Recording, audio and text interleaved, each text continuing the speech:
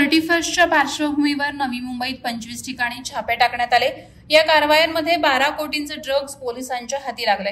या प्रकरणी 13 नायजेरियन नागरिकांना अटक करण्यात आली आहे। गुरुवारी रात्रीपासून शुक्रवारी पहाटेपर्यंत पोलिसांचं हे धाड सत्र शहरभर सुरू होतं। नवी मुंबईत ड्रग्ज विक्रेत्यांचं जाळं मोठ्या प्रमाणात पसरलंय। गतवर्षी खारघर येथे नायजेरियन व्यक्तींच्या अड्ड्यावर छापा टाकून 31च्या पार्ट्यांमध्ये पुरवलं जाणारं ड्रग्ज जप्त केलं होतं। त्यानुसार यंदाही 31च्या अगोदरच पोलिसांनी ड्रग्ज विक्रेत्या टोळ्यांचे अड्डे उद्ध्वस्त करण्याची मोहीम राबवली। पोलीस आयुक्त मिलिंद भारंबे यांनी गुन्हे शाखेच्या अंमली पदार्थ विरोधी पथकामार्फत ड्रग्ज विक्रीत सक्रिय असलेल्या नायजेरियन टोळ्यांची माहिती मिळवली होती। त्याद्वारे गुन्हे शाखा आणि स्थानिक पोलिसांच्या पथकांनी गुरुवारी रात्री एकाच वेळी परिमंडळ 1 आणि 2 मधील विविध ठिकाणी छापे टाकले। वाशी, कोपरखैरणे, नेरूळ, तळोजा, खारघर परिसरात वास्तव्याला असलेल्या नायजेरियन व्यक्तींची झाडाझडती घेण्यात आली। त्यात 8 नायजेरियन व्यक्तींकडे एकूण 12 कोटींचे विविध प्रकारचे ड्रग्ज मिळून आले, तर 3 नायजेरियन व्यक्ती बनावट कागदपत्रांद्वारे भारतात वास्तव्य करीत असल्याचं समोर आलं।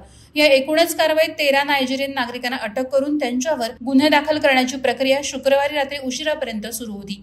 1.5 वर्षांपूर्वी अशाच प्रकारे पोलीस आयुक्त मिलिंद भारंबे यांनी अंमली पदार्थ विक्रीचं रॅकेट चालवणाऱ्या नायजेरियन व्यक्तींवर सर्जिकल स्ट्राईक केले होते। त्यानंतर अनेकदा ठिकठिकाणी छापे टाकून ड्रग्ज विक्री करणाऱ्या टोळक्यांचं कंबरडं मोडण्याचं काम पोलिसांमार्फत झालंय।